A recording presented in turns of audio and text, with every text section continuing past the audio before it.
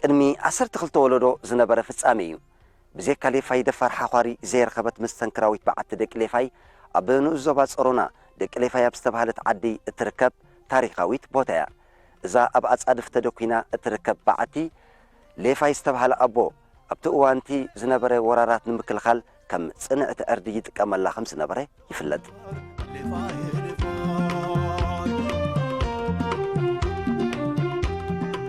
ገዲም ታሪኻዊት በዓትያ ቅድሚ 12 ወለዶ እዚ ከባቢ እዚ መእተዊ ዘይርከቦ ጫካ መሬት ከም ዝነበረ እዩ ዝንገረሉ ደቂ ሌፋይ ሓንቲ ካብተን 4 ደረጀን ተባሂለን ጽዋዕ ዓድታት ንኡስ ዞባ ጸሮና ኮይና እዛ ልዕሊ 12 ወለዶ ኣቝፂራ ዘላ ዓዲ ሌፋይ ዝተባህለ ኣቦ ይመስሪትዋ ሌፋይ ካብ እንዳ ማርያም ፌታ ዑና ዓንዶም ናብዚ ከባቢ እዚ ምስ መፀ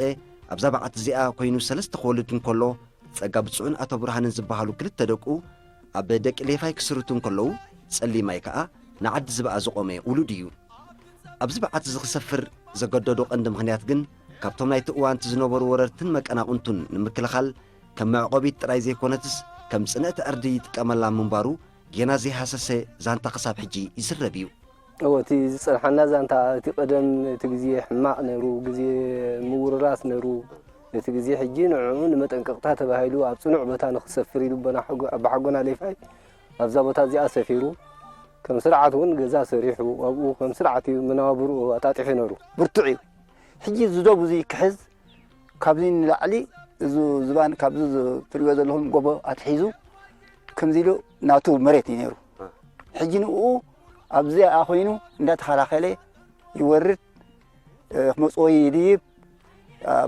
ይመጽዎ ይሃድም ይስቀል ኣብኣ ኮይኑ ከዓ ናብኡ ዝቐርብ የለን ከምኣ ገይሩ ንኣና 12 ትውልዲ ኣጽኒሕና ሕጂ ዞም ጸጋ ብፅዑን ጸጋ ብርሃንን ኣብዚ ኣለዉ ዓዲ ዝበኣ ከዓ ጸሊማይ እምበር ኣብኡ ዓታሩ ኣሎ መንደቕ ኣለኹ ዝረኣኹሞ ቆፋፉ ኣሎ እቲ መናብሮ ናይ መንበሪ ናይ ሰብ ዝኾነስ ኣብኡ ተሰሪሑ ኣሎ ብብዙሕ ጸገማት ከዓ ሰሪሕዎ ከምዚ ሕጂ መሳርሒ ገለመለ ይነበረን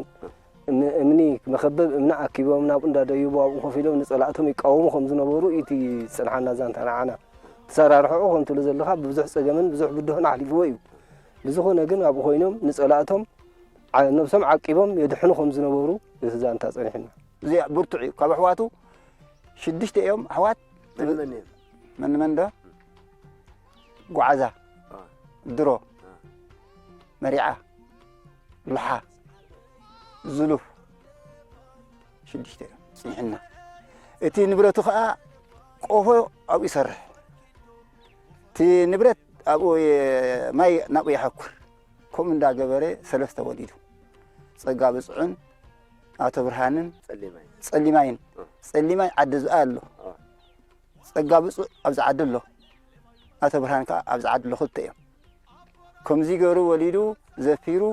ንእንደጋና ካብኡ ደሓን መስኮነ ናብዙ ግርግርዚ ናብዙ ግርግምባ ወሪዱ ሰሪሑ ድሮ ማይ ዝግዩ ጓዕዛ ጽዳዕ እዩ ለሓ ዓዲ ሓርገጽ እዩ መሪዓ ንዓንዶም እዩ زلوف عد شانت بحال عدي صنيتو اتو على مسؤول نبره چوتاي چوان نيرو سالسايو مسؤول نبر بانيرو كم كيدان زاتوي نو مريت قريصوم درون لفاين وعزان تمريت تمقيلما وريسم وفر لفايتم تم هايلفو قبل الرب زحت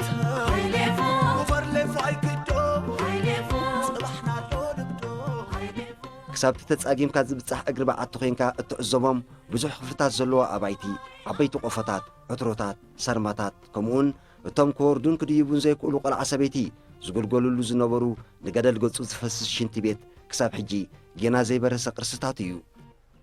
حرام تصاقم كله جزيه نود سب زخانة شجر مفتح حسابي زفتر له كم حساب كا أبتزنا برا شجر نايقدن تماناني عمنا أبو كديبو خمز اللوهم أبو تعاقبهم كأزخنا منابرهم كمر حزق عالم يتجزي قرب سلا الدل زين برهم كابت صلاتهم مدكعتي أبو خفاري خمز خالو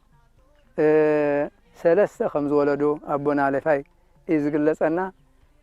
እቲ ሽዑውን ልክዕ ኣብኡ ኣብቱ ቦታ ከም ወለድና ታሪክ ዝሕብሩና ገዛ ኣብኡሎ ሙሉእ መናብሮ ንነፍሶም ዝኽኣሊ ዝኽእል ከም ዘሎ እዮም ዝሕብሩና እንደገና እውን ዋላ ዝኾነ ኣብ ጸገም ናይ ደገ ዝጽግም ነገር ይነብር እሞ ኣብኡ እውን ናብ ሓደ ቦታ ከምዚ ጸድፍ እቲ ናቶም ጸገናት ከምዚ ዝበለ ስጋዕ ክንድዚ ዝኸውን ማለት እቲ ሽግር መፍትሕ ከም ዝገብሩ ዝነበሩ እዮም ዝገልጹልና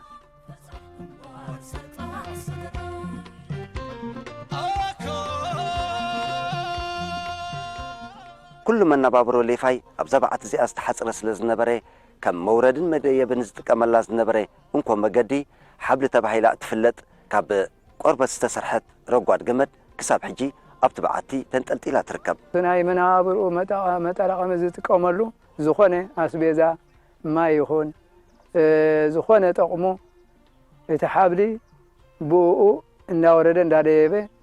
ምሉእ ውሕስነት ገይሩ ንኽጥቀመሉ ከም ዝፈጠሮ እቲ ታናንጋ ከመይ ገይሩ ተኒግዎ ከቢብ ተቆነነ እዩ እቲ ሓብሊ ብሓቂ ዘይብተኽ ሓብሊ ከም ዝነበረ እዩ ዝግለጸና በዚ ከዓ ይጥቀም ከም ዝነበረ ነዚ ክገብር ዝበቕዐ ከዓ ልክዕ ኣብቲ እዋን ንሱ ጸላእቲ ተጻረርቲ ከም ዝነበርዎ እዚ ጉዳይ እዚ ክፈጥር ዝገደዶ ምኽንያት ጸላእቲ ጻረርዎ ስለ ዝነበሩ ኣብ መጸናዕቲ ቦታ ኮይኑ ከዓ ንጸላእቱ ይብድህ ከም ዝነበረ እዮም ዝገልጹልና እቲ ናይ ቀደም መሳርሒ ትኹናት እኳ ውሕድ ዝበለ እዩ እምኒ እዩ ነይሩ ካልእ ቅርፂ እዚ ኣሎ ክንብል ብዘይ ዕትሮ ከምዚ ዕትሮ ደፊንካ እንታይ ሽሙ ዝኸውን ንሱ ይሰኣንና ንብል ከይዲ ግን እታ ኣርኪብና እያ እታ ገመድ ፈሪሕና ግን ጠካ ይትብለና ክንወፅእ ከዓ ንኽእል እምበር ኣርኪብና ኢና ነውነጀው ትብል ከምኡ ጸኒሓትና ንዓ ግን ሓኺርና ኣብኡ ዘሎ ንብረት እዚ ኣሎ ክንብልስ ብዙሕ ኣይንዘፍር ጠልጠል ዝበለ ሓብሊ ኣብኡ ምስ ረኣና እዚ ናይ ኣቦና ሌፋይ ናይ ቀደም ነባሪ ቅርሲ እዩ ይብሉና ንሰምዕ ሕጂ እንታይ ዝኾነ ዳ ኣሎ ከመይ ኢሉ ኣይድይቦ ነይሩ እዚ ነዚ ጎቦ ትሪእዎ ዘለኹም ነዲዱ ዕንፀይቲ ሸኺሉ ንቅድም ነቲ ቦታ ክበፅሖ ከም ዘለዎ ገይሩ ካብኡ ከዓ ሓብሊ ሰሪሑ ዝኾነ ናይ መነባብርኡ መጠራቐሚ ከም ዝተጠቕመ እዩ ዝግለጸና ብኸመይ ኣሊምዎ ክትገልጾስ ይከኣልን እዩ ኣብኡ ከመይ ገይሩ ተኺልዋ ብኣ ከመይ ገይሩ ኸ ሰሪሕዋ ተቲዕዋ ብኣ እንዳደየበ መንቆር ሒዙ ጸላእቲ ክንደይ ኣብ ማእኸል ኣባይ ዝሓድር ጎባይ ዝበሃል ታሪክ ኣለዎ ናቱ ሌፋይ ነታ ገመድ ምስ ደየባ ነታ ገመድ ተስሒብዋ ክመፅእ ይኽእሉን እዮም እወ ካልእ ኣብኡ ፍሉይ ብኡ ተሃሪምካ ዘይትስኣሉ እምኒ መኽበብ ዓይነት ከም ዝነበረ እዩ ዝግለጽ ስለ ስቦታትና ደሕለፍዎ መስገደል እቲ ናይ ቃልሲ መንፈስ ኩሉ ግዜ ከዓ በዓቲ ይኹን እምባ ንዓና ፀግዕና እዩ እወ ብዛዕባ እዚ እንታይ ትብሉና ብዛዕባ እዚ መንቆር ዝበሃል ናይ ብሓቂ ክንቲ እምኒ ትኸውን እሶም ሓያላት እዮም ነይሮም ክንቲ እምኒ ዝኸውን ብርቱዕ እምኒ ሒዞም ኣብኣ ዝመፀ ክንደይ እንተተኸላኸሉ ዋላ በሽማዕቲ እውን ዝበሃል ዓድሎ ናይ ኣቦና ዓይናይ ኣብኡ እውን ይመፅዎም ጸላእቲ እቲ ሓደ ይመፅእ እቲ ሓደ ኮታ ክዘምት ዝኾነ ነገር ይመፅኦም ኣብኡ ደይቦም እዮም ዝከላኸሉ ነይሮም ኣብ እምባ እዩ ንሕና ኩሉ ግዜ እቲ ወለደና ኣብ እምባ ትፀጊዕካ እዩ ተሓይልና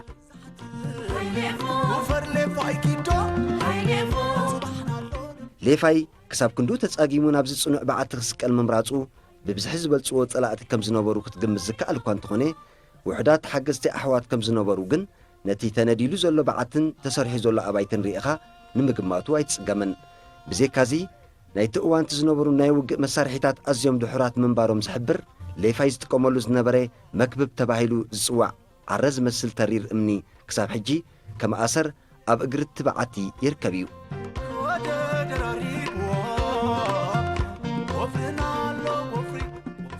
እምባታትና ብሓይሊ ንሕና ከም ዓብዪ ከም መንግስትና ኢና ንሪኦም ከም ሓደ መራሒ መንግስቲ ከምኡ ኢና ንሪኦም መዕቆቢና እዮም መውሓሲና እዮም ጎቦታትና ብክብሪ ክረኣዩ ኢና ንምነዮም ኣብ መወዳእታ ኣብቲ ከባቢ ምዝ ዝመሳሰል ጌና ዳሃሳስን ምርምርን ዝሓቱ ብዙሓት ታሪኻውያን ቦታታት ስለ ዘለዉ ኣብዚ ሃገርና መስሕብ በጻሕትን ምግባራ ዝግበር ዘሎ ጻዕሪ ከምዚኦም ዝኣመሰሉ ቦታታት ጠመተ ክግበረሎም ኣገዳሲ እዩ ነዚ ቅርሳዊ ቦታ እዚ ንሕና ስጋብ ሕጂ ብማዕዶ ኢና ንሪኦ ዘለና እምበር ብዓይንና ኣይረኣናዮን ብማዕዶ ኢና እምበር ብኣካል ኣይረኸብናዮን ዘለና ነዚ ቦታ እዚ ግን ናብኡ ኣቲና እቲ ቅርሳዊ ናይ ወለደና ንኽንረክብ መንግስቲ ብሓይሊ ናይ መንግስቲ ናብኡ መእተዊ ክገብረልና እሞ እቲ ቅርሳዊ ቦታ ናይ ወለደና ክንርኢ እዚኣ ደገ ይጸንዕ ናብ መንግስቲ እዩ ስለዚ ካብዚ ሕጂ ጀሚርኩሞ ዘለኹም ግን እንዳወሰኸ እንዳቐጸለ ክቅጽል እቲ ኣብ ሓጎታትና ዘጽሕዎ ታሪኽ ከምዚ ሕጂ ንሕና ኸይሞትና ኩለና ዝርከብናሉ እንዳተሓጎስና ንሳትኩም ከኣቶም ከምኡ ገርኩም ነጀብ ትመፁ ዘለኹም ቀጺልኩም ክትቅጽልዎ ኢና ንላበቦ ወገነይ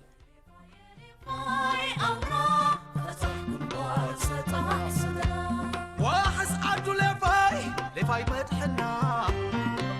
أبنا ولك أنا زربانا عدبن بنا لفاي أسرب دبنا عد تحت ዝኸበርኩም ተኸታተልቲ መደብና ሕጂ ድማ ካብቲ ከባቢ ብዙሕ ከይረሓቕና ኣብ ከባቢ ማይ ውራይ ዝርከብ ታሪኻዊ ቦታ ክንወስደኩም በዓቲ ስሉም እዩ ዝበሃል ኣብ መንደቕለ ዝርከብ ጥንታውን ታሪኻውን ስእልታት ከነላልየኩም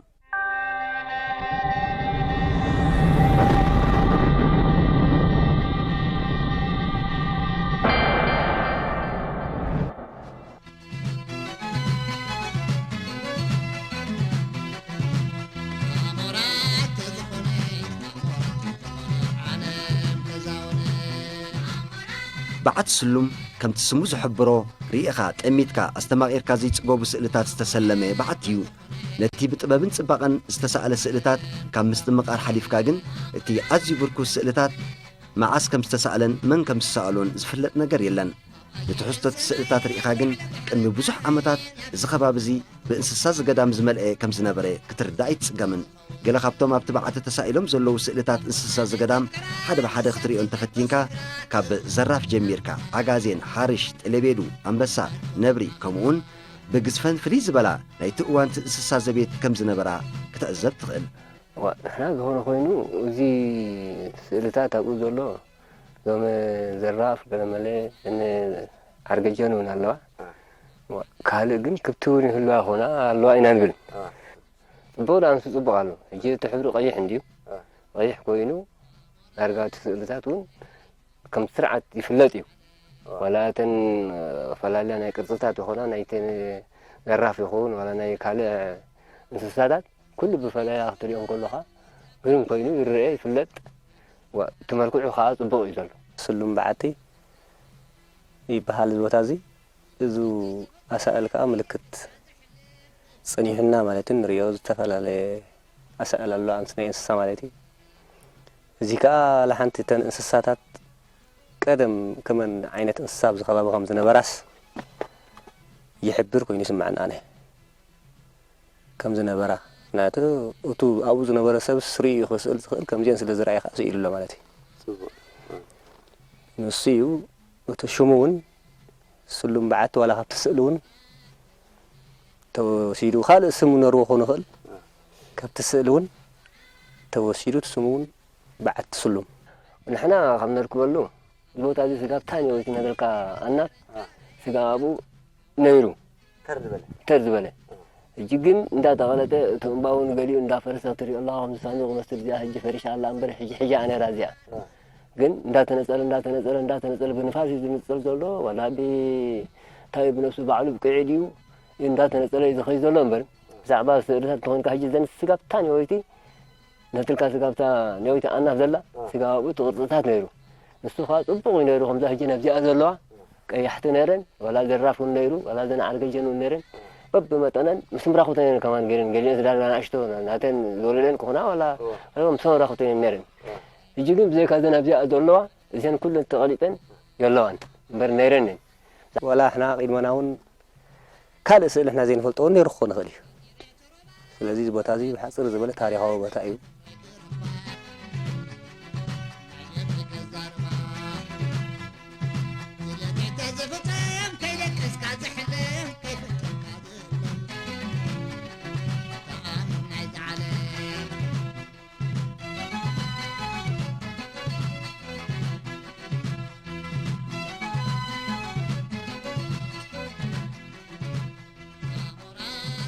ልዕሊ ኩሉ እቲ ንዘመናት ዝኣክል ጽባቕኡ ከይቀነሰ ኣብቲ በዓቲ ተወሪቑ ዘሎ ስእልታት እንታይ ዓይነት ንጥረ ነገር ተጠቒሞም ይስእልዎ ከም ዝነበሩ እቲ ዝዓበየ ዘደንጹ ምስጢር እዩ። ምስ ተኣሳሲሩ ዝኸይድ ድማ ኣብቲ ሰብ ከርክቦ ዘይክእል ቀጸላ ተሳኢሎም ዘለዉ ብዙሕ ጥበብ ዝሓለፎም ስእልታት እንክትርኢ ኣብቲ እዋንቲ ዝነበረ ስነ ጥበብ ኣድኒቕካ ይጸግቦን። መበቆል ዓዲ ናይዙ ማውራይ ዝበሃል ዓዲ እውን ኣብዚ እዩ ማለት እዩ። ገለ ክፋል ኣብዚ ኣብዚ ከይድካ ገለ ክፋሎም ይነብሩ ነይሮም ማለት መረድ ደቂ ምሁር ማለት እዩ። እቶም ደቂ ምሁር ዝበሃሉ ኣብዚ ዓዶም ገዝኦም ከም ዝነበረ ዓብዪ በዓቲ እንስሳ ብብዝሒ ዝዕቆላ ሪኢኹም ኣለኹም። ሕጂ እዚ ካብ ጥንቲ ዝጸንሐ መግለፂ ናይ ቀዳሞት ዝነበሩ ኣቦሃትና ክኸውን ይኽእል ማለት እዩ። እውን ሕጂ እዚ ናይ ብሓቂ እዚ ስእልታት እጅ ዘሎ እዚ ኣብዚ ዘራፍ ኣላ ዓጋዚን ኣላ ናይ ቀደም ከብቲ እውን ተን ዓበይቲ ከብቲ ከምዚ ሕጂ ዘለዋ ዘይኮነስ ገጀፍቲ ከብትን ተሳኢሉ ኣሎ ማለት እዩ። ሕጂ እዚ መግለፂ ናይዚ ከባቢ ዝነበረ እንስሳት ዝገልጽ ማለት እዩ። ባዕላ ንባዕላ እታ ቀለም ኣብኡ ዘላሲ ንሕና ሰኣን ምብርባር ናይቲ ጉዳይ እምበር እቲ ቀለምስ ካብዚ ከባቢ ኣወሃሂዶም ኣቃሚሞም ከም ዝሰኣሉ ኮይኑ ይስማዕካ። እቲ ቀለም ወነዚ ከባቢ እውን ዝመስል ተቐለሙ ካቢኔትን ካብ ቆፅሊ መፅሊኦም ካብታ እምኒ ኣወሃሂዶም ዘይተሃስስን ዘለኣለም ትኸውን ስእሊ ስኢሎም ኣሎ። እዚ ቀለም እዚ እውን ንባዕሉ ክንበፅሖ ንኸውን ማለት እዩ። ንዝነበረ እሞ ንዓና ተሓቢና ዘሎ ኮይኑ ይስማዓኒ። እዘን እንስሳታት እዚአን ከዓ ኣብቲ ግዜቲ ነይረን ኢለ ይዓንተቦ ነይረን ሕጂ ግን የለዋን። እዚ ቦታ እዚ ከዓ ኣዕቂብዎንን ዝዕቆባሉን ነበራን ከም ዝነበረ ይፍለጥ። ዋላ ዘለናዮ ቦታ ከዓ ከምዚ ይሕልፍ ኣናብስን ኣናብርን ዘይሕልፉኻ ዝተፈላለየ እንስሳታት ኣብዚ ትቀደም ይገብጡኻ ከም ዝነበሩ ይዝንቶ እዩ። ቦታ ኣናብስ እዩ ነይሩ እዚ ሕጂ ዝጎልጎል እዚ ናይ ኣንበሳ ቦታ ይፍሉይ በቃ ዝኾነ ሰብ ኣይቆርቦን ነይሩ። ምስ ግዜ እንዳበረሰ ሩባታት እንዳተፋሕጎጎ ንታሕቲ ምስገደ ምስ መግዛእተን ዝኹሉ ዓመታት ንታሕቲ ምስገደ ተሓመድ እንታይ ኮይና ከውሑት እንዳተቐየረ ኸይዱ ተምሳ ከዓ ምስ ተሓመድ ጠፍዮ ማለት እዩ። እቲ ስእልታት ስኢሎሞ ዘለዉ ክትሪኦም ከለኻ ከምዚ ቀይሕ ሓመድ እንዲ ዝመስል እዚ ግን ቀይሕ ሓመድ ኮይኑስ ሓመድ ተበሪዙ ዝኸይድ ወይ ካብ ተነቐፀኻ ሃሲሱ ዝኸይድ ብንፋስ እውን ክኸይድ ይኽእል እዩ። እዚ ግን ከምቦይ ዓይነት ኮይኑስ ብዙሕ ሃሲሱ ክኸይድ ዝኽእል ኣይኮነን። ክንደይ ዓመታት ዝገበረ እዩ። ክትሪኦም ከለኻ ምስቲ መሬት ግን እዘን ኣእማን እዘን ቀያሕቲ ስለ ዝኾናት ነዚ መሬት እዚ ነዚ ኣእማን እዚ ኣድኪሞምስ ብኡ ዶ ስኢሎሞ ክትብልኻ ትኽእል። ግን ካብ ሓደ ዓይነት ሓሰብካዮ ከዓ ባላ ብእምኒ ይኹን ዋላ ብሓመድ ፍሒሮም ይኹኑ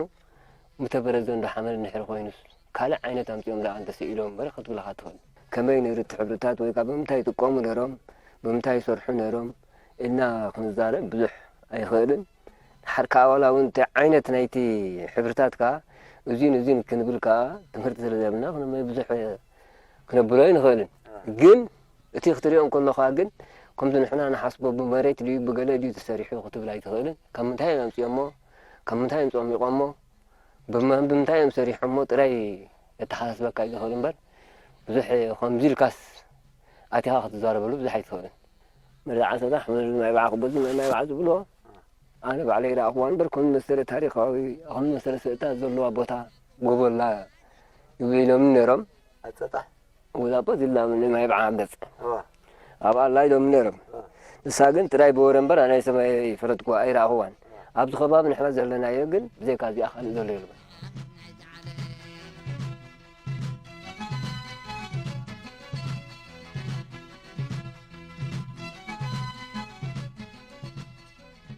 ካልእ ኣብ በዓቲ ስሉም ዝርከብ ጌና ኣሰሩ ዘይጠፍአ ሓሊፍካ ዝርአ ብውሕሉ ዝተነድቀ መናድቕ ኣሎ። እቲ መናድቕ ብርቕቕ ዝበለ ኣእማን ዝተነድቀ እኳ እንተኾነ ንድልዳሊኡ ርኢኻ ግን ብምንታይ ዓይነት ጭቃ ከም ዝተነድቀ መመሊሱ ሕቶ ክተልዕል ይድረኸካ እዩ። እዛ ዘለናያ ብፍላይ ሽማ መንደቕለ እንዳ ትበሃል። መንደቕለ ማለት ከዓ መንደቕ ማለት እዩ። ናይ መንደቕሲ ተሪር መንደቕ ክኸውን ይኽእል እዩ። ንሕና ብኸመይ እዮም ወርሸማታ ካብ ምምፅኦማታ መንደቕለ ብሳሆድያ ብትግርኛ ኣይበልኳን። እዚ መንደቕ እዚ ግን ናይ ባሓጎይና ደበሳይ ሃብታም ሰብ ዝነብሩ ብዚ ከባቢ ነይረን እንስሳ ማይ ዋሕዲ ስለ ዝነበረ ብናይ ማይ ጨባ ናይቱ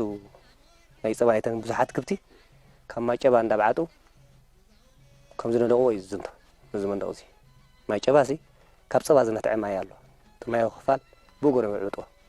تحمد هجي كبي وخمدزي تري امسيو ولا 50 منتو دارغان لعلي ترر مالتهم بكتو زولا تهزبسي عاده حابن كخلو انت قالبت ناي زولو قرصات እንደሆነ ግን አጣዓቅቡ ዝምልከት እንታይ ክኾን ኣሎ ጎስጓስ ግንበር ክኽእል ኣሎ ወላውን እቶም ናይ ቱሪዝም ዝበሃሉ ኣካላት እውን መሳርዖምሲ ከእትው እዩ ዘለዎም ኣብቲ ዝረሓቕ ቦታታት መሳርዖም ምስ እተው ከዓ ብኡ መጠን ከዓ እቲ ቅርፅታት ንውሉድ ወለዶ ከዓ ተዓቂቡ ክነብር ክእል ማለት እዩ ሕጂ እዚ ዳርጋ እዚ ወዲ ዓዲ ኮይኑ እዩ ዝሕሎ ዘሎ ከም ዋርድያ እምበር ኣብ ፀሩናስ እቲ ኣተዓቅባስ ከመይ እቲ ጎስጓስ ህዝቢ ተጎስጊሱ ክፈልጥ ኣሎ ኣብዚ መፅኡን ከበላሾ ከም ዘይክእል ዋላ ቆልዓ ይኹን ዋላ ገለ ይኹን ክጎስጓስ ክኽእል ኣሎ ማለት እዩ እሱ ቁሩብ ጉለት ከም ዘሎ ይረአየካ እቲ ሃብቲ ከዓ ነይሩ ማዕረ ክንደይ ሃብቲ ስለ ዝኾነ እዩ ማዕረ መንደቕ ዘነደቕ ማጨባስ ክሰትዮ ኣብ ፀሓይ ፀኒሕካ ኣይትረኽቦን ኢኻ ኣብቲ ግዜቲ ግን መንደቕ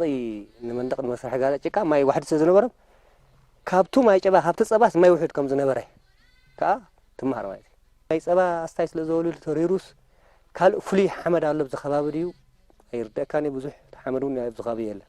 ካበይ የምፅኡ ነይሩ ሓመድ ከዓ ብዙሕ የፅናዕና እየ ነብሪ ጎቦ ስለ ዝፈቱ ጎቦታት ከዓ ስለ ዝተረፈ ዝወታ ነብሩ ኣሎ ኣብዚ ከባቢ ነብሩ ኣለዉ ፈረዩ እዮም ብብዙሕ ኣለዉ በቃ መብሶ ካብዚ ጎቦታስ እኹል ኣናበር ኣለዉ ማለት እዩ ኣነ ኣንበሳ ግን የለን ዝብኢ ብዙሕ ኣለዉ ካርያ ካልእ ነፈርትን ገለን ዘነሳስሓ ገለ ሕልሕልፍ ኢለን እየ ፅዑቃት ኣይኮናን ኣብዚ ከባቢ ማለት እዩ እዚአን እየን እምበር ዳርጋ እቱ ብዙሕ ከምቲ ናይ ቀደም ኣይነበራ ኣብ ባዕቲ ስሉም ብዝደየብካ ኣብ መንፅሩ ተኸይጦም ዝረአዩኻ ኳዕናናት እምባታት ማይ ውራይ መሸማዕቲ ገንዘቦ ከሻዓት ቀንዲ ጽባቐን ግርማን ናይቲ ከባቢ እዮም እምባታት ዓድና ቀንዲ ጽባቐን ግርማን ጥራይ ዘይኮኑስ ዋልታ ዓደቦኦም ስለ ዝኾኑ ሕጂ እውን ዋልታን ጽላልን ኮይኖም ክነብሩ እዮም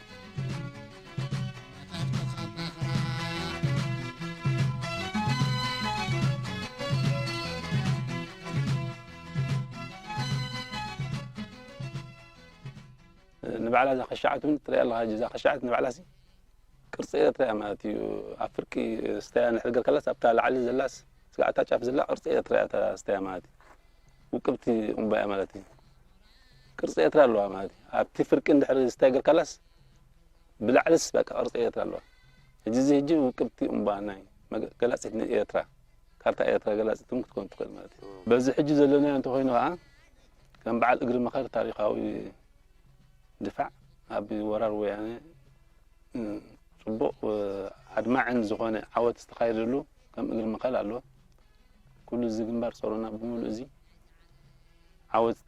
ዝተኻየደሉ ዝነበረ ምዃኑን ከዓ ዘይከሓደ ማለት እዚ ብዚ ከባቢ ዘሎ እምባታት ብዙሕ ታሪክ ኣለዎ ነናቱ ንዘን በረኽቲ ነናተን ታሪክ ኣለወን ማለት እዩ ካብ ጥንቲ ኣብ ፍርቂ እምባ ተነድቀ ገዛውቲ ንብረት ከም ዘለዎ ብቲ ገዛውቲ እውን ይረአየካ እዩ ደይብና ክንሪኦ ስለ ዘይንኽእል እምበር እቱ ዝነበረ ነተፃባኢኻ ምክልኻል ካብ ቀደም ኣብዚ ከባቢ ይፍጠር ከም ዝነበረ ይስርሐ ኣሎ ከም ዝነበረ የዘንቱ ማለት እዩ ዋላ ዝጋዕዛ ሰዓት እዚኣ ኣብዚ ከባቢ ኣነ ዝበለ ፀላኢ ፈትሹ ካብ ዘይረኽበልካ ቦታ ምሕቢ ንጥቀመሉ ኢና ንፀላኢና ከነጥቅዐሉ ኢና ኣበይናይ ንዓፆ ኣበይናይ ንሓንቆ ዝኩሉ ቦታታት ምሓንቆ እዩ ድፋዓ ማለት ድፋዓቲ ማለት እዩ እምባታት እዚ ዋላ ቦታትና ብሓጓታትና ከዓ እቱ ክድይብዎ ዝኽእሉ መደይቦ ንማንም ካይነገሩ ብምስጢሪ ትሕዞ በታ ንስኻ ትፈልጣ መገዲ ደይብካ ከዓ ንፀላኢኻ ተጥቀም ማለት እዩ እዚ ከባቢሲ ብእምባታትን ብፍሉይ ቅርፅታት ዘለዎ ዝወቀበ ውቁብ ቦታ ከባቢ ማለት እዩ ሕጂ ናይ ባሕቂ ዝኾነ ነገርሲ ንኣብነት ሕጂ ኣብቲ ናይ ቀደም ዝነበረ ኩነታት ተርእይና እቶም ቀዳሞት ኣቦሃትና ኩሉ ግዜ መዓልቦኦም ወይ ንብረቶም ዕቁብ ተኮይኖም ኣብቲ እምባታት ኮይኖም ንብረቶም ዘድሊ ንብረት ዝኾነ ክቡር ነገር ኣብኡ ዓቂቦም ካብ ፀላእቶም ይከላኸሉ ከም ዝነበሩ እዩ ዘርኢ ዋላ እውን ንሶም ዝቐመጡሉ ዝነበሩ ቦታታት እውን ይግብሩሎ ማለት እዩ ንኣብነት ሕጂ ከም ቤተክርስትያን እንድሕር ኢኻ ታቦት ኣዘማማት ስለ ዝነበረ እቲ ታቦቶም ኣብ እምባታት يعقبوا نرم زمان نقول ولا خالق ناي ولقاو نبرتهم كن أو مبات عقوبهم نمرين بخال مدايكا زغابي خنت كم حجز له نايك معبول حكمنا قال زي كونس عصو بزيادة تقعل له خباب نبره كاب عصو نمكلخلون أبي حدا صقع جوبون ويمبان ديبهم كاب عصو كله لهم نبره بنفشها بوتا خونوا لهم أنت منادق فرق تنرقو قالوا بعل عدشانات قالوا وابزات قنا الله باز قد قفافت بحال امبالا ابتو فرقي امبال هنديقو وصي بطبب تسريحو بمصعن بمران قديدم كم مرغص እንዳገበሩ ይዲቦ ኣብቱ ሽዑ ዝነበሩ ህዝቢኦም ክዲቦ ዝኽእሉ እምበር ሕጂ ክዲቦ ዝኽእል ሰብ ዓቕሚ የለን በገለ መሳለል ነዊሕ ኣሜሪካ ስሩ ዲቦ ንኽንገበር እሶም ግን ብጥበብ ኣብቱ ከውሒ እንዳሸንከሩ ብዕንጨይቲ ይዲቦ ነይሮም ገዛውቲ ሰሪሖም ቀፎታት ካለዉ ኣነ ኣጋንእ ዓታሩ ኣለዉ መን መዲቦ ኣማዕዲኻ ካትሪዮ ብንያው እምባዩ ብታሕቲ እምባዩ መሰረቱ ብዘይካ ኳ كأتو زي قلبه خوين هيجي بهليكوبتر جرب استفال بمعبلنا جرب كتأتو كنت خون كامبر أبزا ساعات زيا أتيها كت مرام رايت خلنا هاو وتم أبتها شعوز نبرو أبوتا وسبقن تبالا حيتم نسخب طالعين من كل خل يتقوم لنا رم كون خليا لك كأن ساعات خون نه بحق صدق يو حجي وزلها مالتي يحبنا تو بعد تزيسي حدا نجار كم زلوس ملكت كخوني خليناتهم الملكت سيلهم ملو حجب زخبابنا حدا نجار كم زلو حدا كحبنا كزغل كم زلو بتسألت ملكت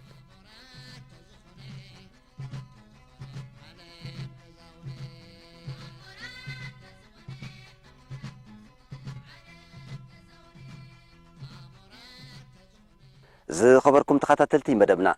نتاريخاوين بعثتات دقليفاين بعث سلمنا ملكتنا زدلنا يمدب استخاطلكم ينيرو اب زقصل بخال استفريت حسينا نراقب كساب شعو سنايقني